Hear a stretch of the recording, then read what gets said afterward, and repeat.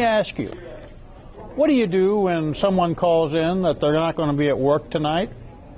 One thing I learned many times with supervisors is that one of the first things they do when they come in in the afternoon is, well, two things they do when they come in the afternoon. One is, any complaints for me to take care of tonight? And then secondly is, who's not coming to work tonight? And we just take for granted that there's going to be some absenteeism. And unfortunately, sometimes we take for granted that there's going to be some complaints.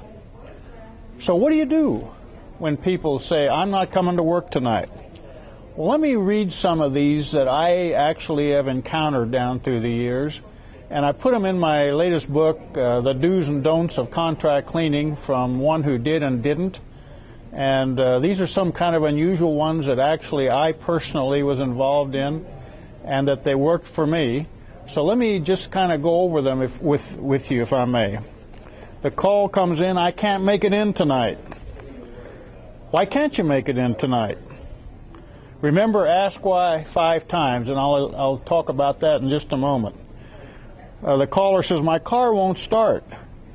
And so what I would respond is, you're a valuable member of our team, so tell me your address and I'll come pick you up. Well, I guess I can get my neighbor to bring me to work. Great, you'll be there then, right? We're counting on you, so if your neighbor can't bring you, call me right back and I'll come get you. And in this case, they were at work. Now, I said ask why 5 times, and I would talk about it later. You know, one thing I learned many years ago, someone taught me, is that if you ask somebody why 5 times, you'll eventually get to the answer. Like, you know, I'm not coming in tonight. Why aren't you coming in tonight? Car won't start. Why won't your car start? Well, the battery's dead. Well, why is the battery dead? Well, I didn't have any money to buy a new battery. Well, why didn't you have money to buy a new battery? We just had payday. Well, I went out to drink, you know, boys and play pool with the boys, and we had a good time. So the real reason you couldn't come to work is you went and had a good time at the pool hall, not because your battery didn't work. You could have bought the battery, you know. So anyway, if you talk 5 times or ask why 5 times, usually you get to the right answer. But here's another one. This probably won't apply to those of you living in Arizona and some areas like that, but it's starting to snow, and I don't think my car will be able to make it through the snow. Okay. We have several 4-wheel drive vehicles, and we'll come pick you up. What's your address? You're a valuable member of our team, and we need you at work tonight. Well, I think my car can make it. I'll see you at work. And they made it to work in this case also. Another one, I won't be at work tonight. Why won't you be at work tonight? I really like this one because I distinctly remember this conversation. My grandmother died, and the funeral is tonight, 4 hours from here at 9 o'clock. And I answered, it's 5 o'clock now. How are you going to make it there in time? I'll have to hurry. That's true. What is the name of the funeral home, I asked. I know a florist that can get flowers there in time for the funeral, and also, what is her name? Maybe I don't really need to go. I'll be into work.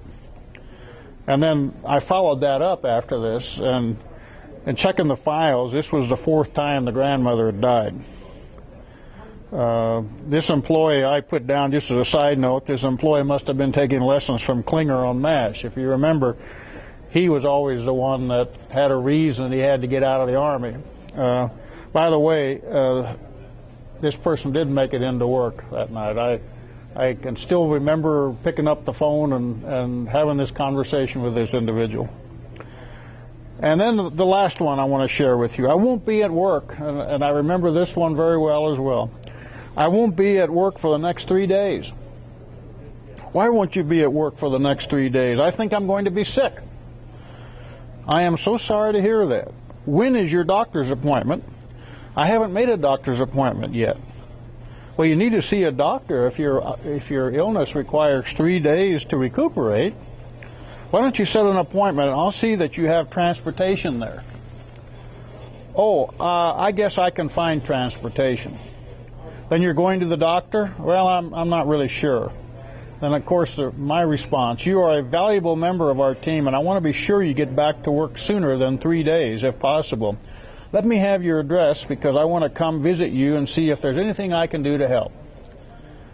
Well, I'll come to work tonight, and maybe I'll get to feeling better. That'll be great.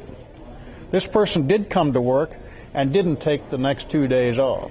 Now, in each of these instances, I was able to help that person or convince that person that they needed to come to work. First of all, I told them how valuable they were to the organization, and secondly, I offered to help them. In other words, I offered to come get them and or take them someplace. Now, it does require some planning. You have to have a system in place to do this.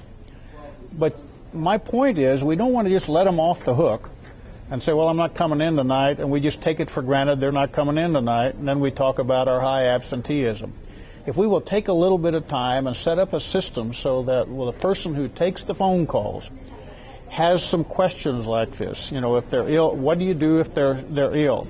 What do you do for this or what do you do for that? And you say, oh, I'm sorry that you can't come in. You're a valuable member of our team. Can we come get you, or we'll be there to get you? What's your address? And just amazing. Now, will this work every time you try to do it? Will it work every time? No. But we want to help our employees, and we want to let them know that they're valuable to our company. You'll also soon find out which ones you really don't need to have on the payroll. You'll find out which ones really are sick, which ones really don't have a car that works, which one's grandmother really did die. So next time someone calls in sick, try helping them. Don't make it so easy for them not to come in.